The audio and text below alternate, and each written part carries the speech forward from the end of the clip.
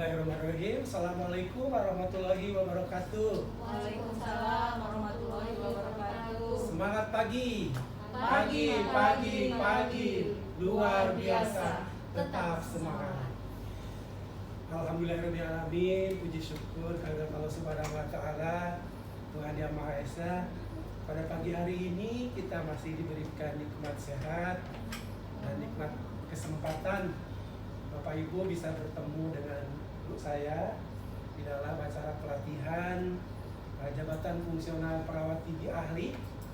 Bapak dan Ibu sangat luar biasa. Ini para perawat gigi semua. Ada yang dari rumah sakit, ada yang dari puskesmas.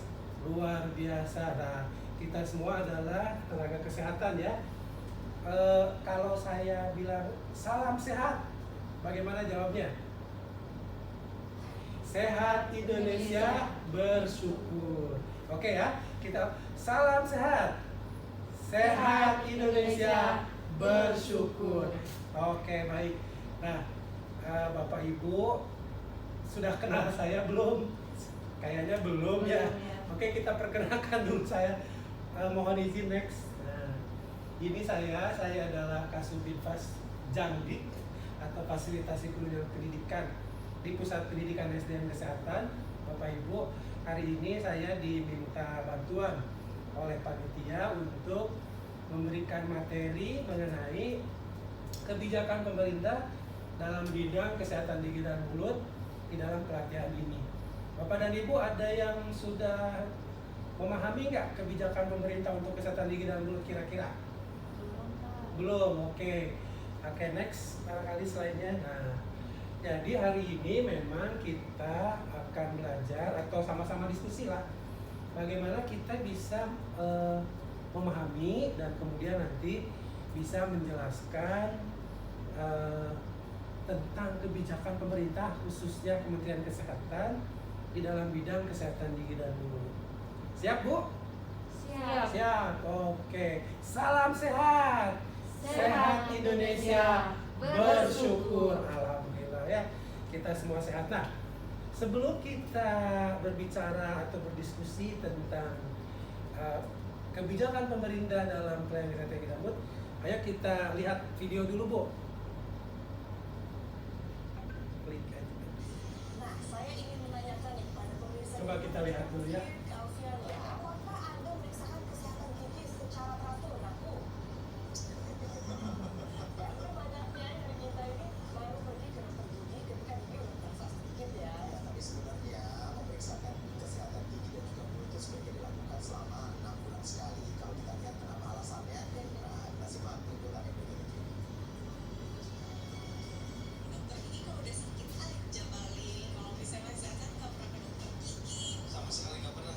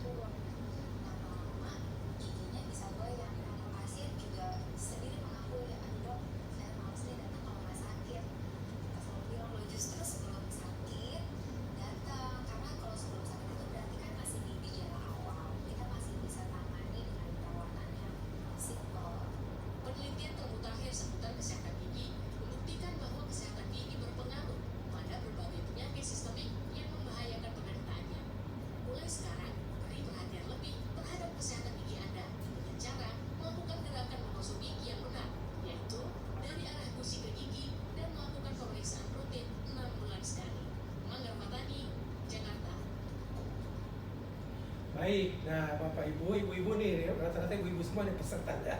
Dengan melihat video tadi, kira-kira kita bisa melihat persoalannya apa?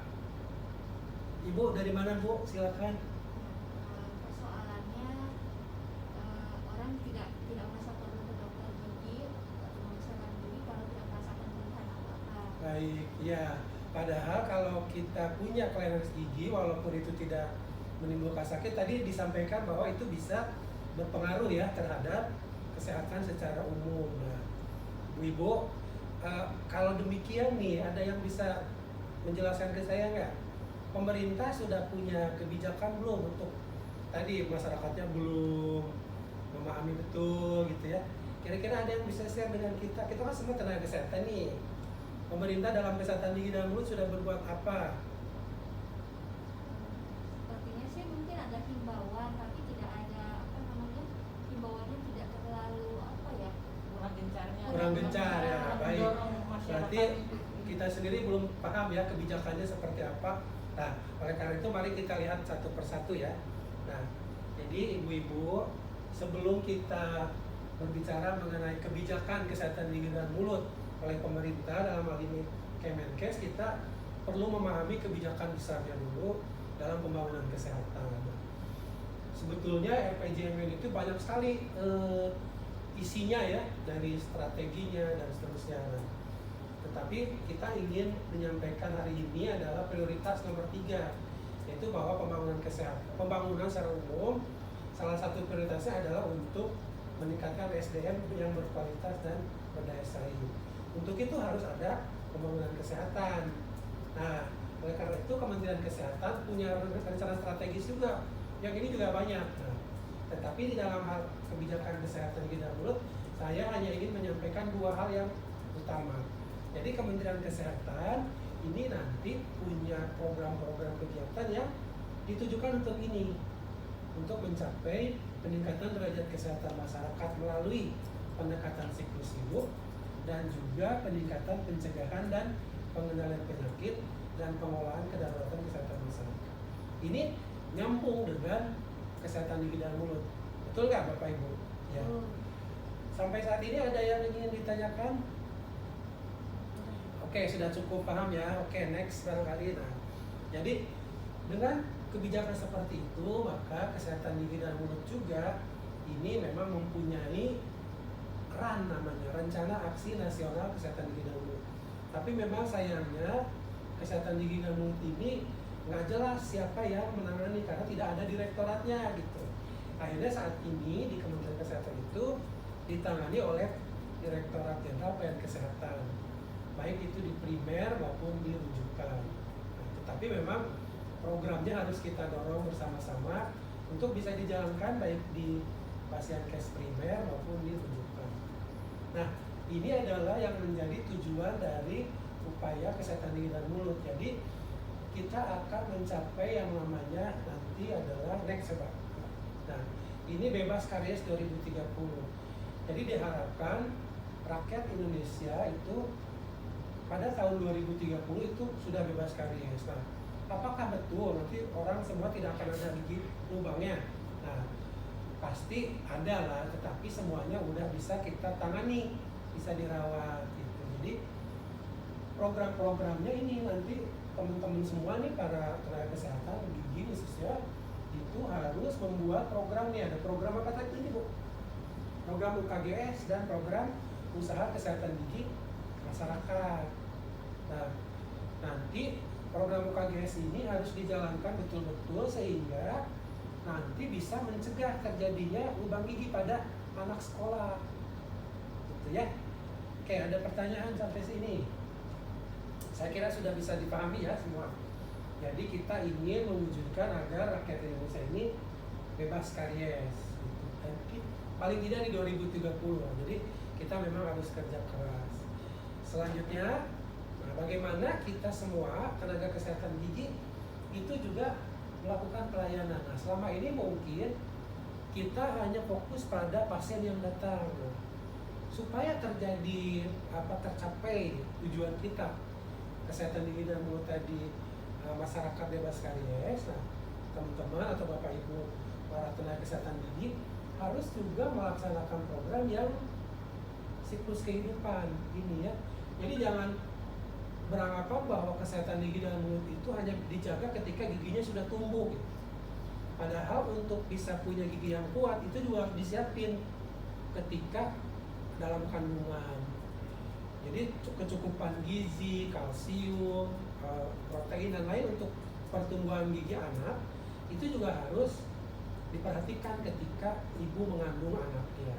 Jadi teman-teman perawat gigi atau tenaga kesehatan gigi itu juga harus mempunyai program untuk ibu hamil. Bagaimana ibu hamil itu bisa juga dijaga kesehatan giginya. Karena teman-teman semua ada penelitian ketika sakit gigi atau terutama yang kelainan periodontal ya, kelainan jaringan penyakit gigi pada waktu ibu hamil itu bisa berpengaruh terhadap janinnya. Bisa ada penelitian yang membuktikan bahwa bayi lahir berat rendah itu dipengaruhi juga oleh kondisi giginya begitu. Mungkin karena ibunya juga jadi nggak, asupan gizinya jadi nggak seimbang gitu ya, nggak cukup. Nah itu yang harus diperhatikan juga. Jadi ini harus kolaborasi dengan para bidan gitu ya, dan kesehatan lain. Nah kemudian juga pada waktu bayi juga jangan mentang-mentang bayinya belum tumbuh gigi kemudian kita tidak perhatikan gitu. Jadi ini juga harus ada program-program penyuluhan atau pendidikan kepada mereka yang punya bayi. Jadi kalau habis menyusui itu juga harus dibersihkan gusinya, karena itu bagus. Ada sekarang bisa dibeli ya untuk pembersihan, atau pakai kain atau kain kasar dikasih air hangat gitu ya yang bersih. Setelah menyusui itu diajarin si bayi itu di gusinya tuh dibersihin. Apalagi kalau sudah tumbuh tuh ya, balita gitu udah tumbuh giginya, itu juga harus diperhatikan. Banyak kejadian ketika kita tidak memperhatikan kebersihan gigi anak, apalagi setelah diberikan susu botol misalkan, tidak dibersihkan giginya, maka kemudian anaknya jadi kariesnya tuh banyak, karies rampan gitu. Itu karies pada anak. Nah, itu bisa mengganggu pertumbuhan juga, kemudian mengganggu pertumbuhan bagi anak balita. Nah, itu kemudian terus-menerus harus kita perhatikan sampai ke usia tua. Nah, jadi kan kita juga ingin ketika lansia ini sudah mencapai masuk pensiun, itu juga harus produktif. Nah, kalau tidak ada giginya, kita juga kan tidak bisa produktif. Nah, jadi teman-teman harus juga punya program untuk lansia, misalkan dengan bagaimana memberikan penyuluhan penggunaan gigi palsu misalnya, bagaimana merawat gigi palsu dan seterusnya. Untuk bisa supaya pada waktu usia tua atau lansia ini masih punya gigi, maka juga harus dijaga pada waktu sebelum masuk lansia supaya giginya nggak pada copot. Jadi kita semua udah tahu lah kalau gigi berlubang itu jangan selalu harus dicabut. Kalau memang masih bisa dipertahankan, itu bisa ditambah supaya nanti tidak hilang semua pada waktu usia lanjut. Oke. Nah, sampai saat ini ada yang ingin didiskusikan? Sudah dipahami semua ya? Nah, oleh karena itu saya kira materi dari saya cukup ya. Saya simpulkan bahwa kebijakan pemerintah itu sekarang adalah apa, atau Bu Ibu yang tadi untuk pembangunan kesehatan, pembangunan secara umum, bahwa prioritas nomor 3 itu apa Bu? Meningkatkan kualitas sumber daya manusia. Nah, itu nanti Kementerian Kesehatan melakukan program-programnya untuk apa tadi Bu? Tadi apa? Meningkatkan kualitas pelayanan kesehatan. Kemudian juga ada program untuk pencegahan penyakit dan kegawat dauratan. Nah, itu yang harus dipahami. Untuk gigi, programnya apa Bu? Ada bebas karies tahun berapa? 2002. Luar biasa ibu-ibu ini. Terima kasih ya. Harapan kami jadi nanti setelah selesai pelatihan ini, teman-teman semua bisa menjalankan tugas masing-masing dengan merujuk pada kebijakan ini dan juga didiskusikan di masing-masing tempat kerja ya ibu-ibu. Semangat ya. Semangat. Terima kasih banyak. Demikian yang bisa saya sampaikan. Kurang lebihnya mohon maaf. Wabillahi taufiq wal hidayah. Wassalamualaikum warahmatullahi wabarakatuh. Waalaikumsalam. Terima kasih. Salam sehat. Indonesia.